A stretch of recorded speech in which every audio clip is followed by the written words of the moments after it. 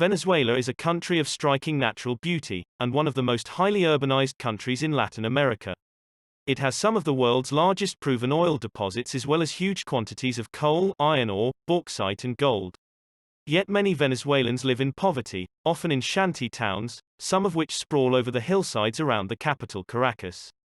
Former President Hugo Chavez, who died in 2013, styled himself a champion of the poor during his 14 years in office, pouring billions of dollars of Venezuela's oil wealth into social programs.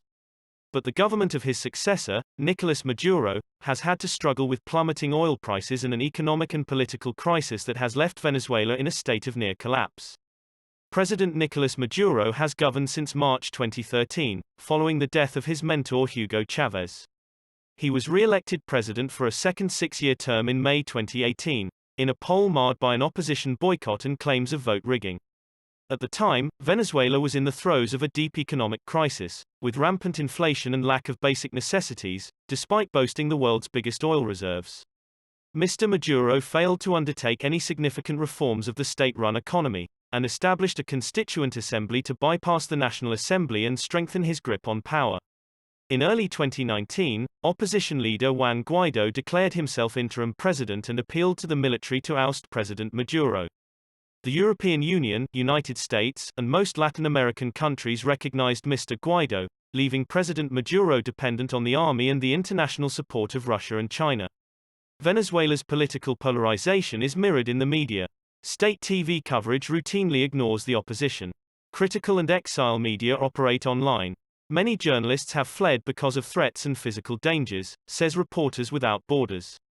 The government and its opponents use social media as a battleground.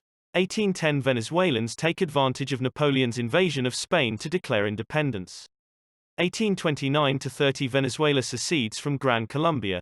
1870-88 ruler Antonio Guzman Blanco attracts foreign investment, modernizes infrastructure and develops agriculture and education. 1902 Venezuela fails to repay loans. Ports blockaded by British, Italian and German warships. 1908-35 Dictator Juan Vicente Gómez governs at time when Venezuela becomes world's largest oil exporter. 1945 Civilian government established after decades of military rule.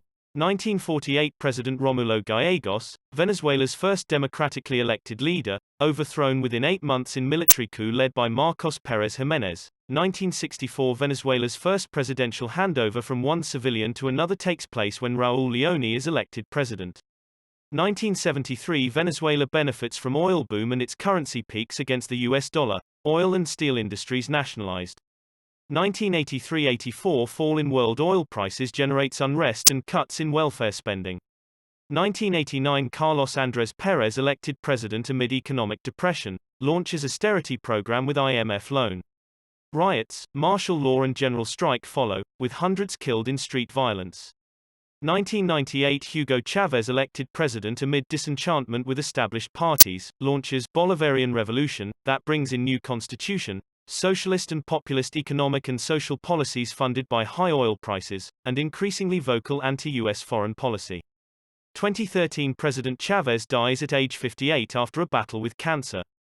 Nicolas Maduro, Hugo Chavez's chosen successor, is elected president by a narrow margin, and presides over an imploding economy and divided nation. Taken from BBC, please subscribe to my channel. Thanks for watching.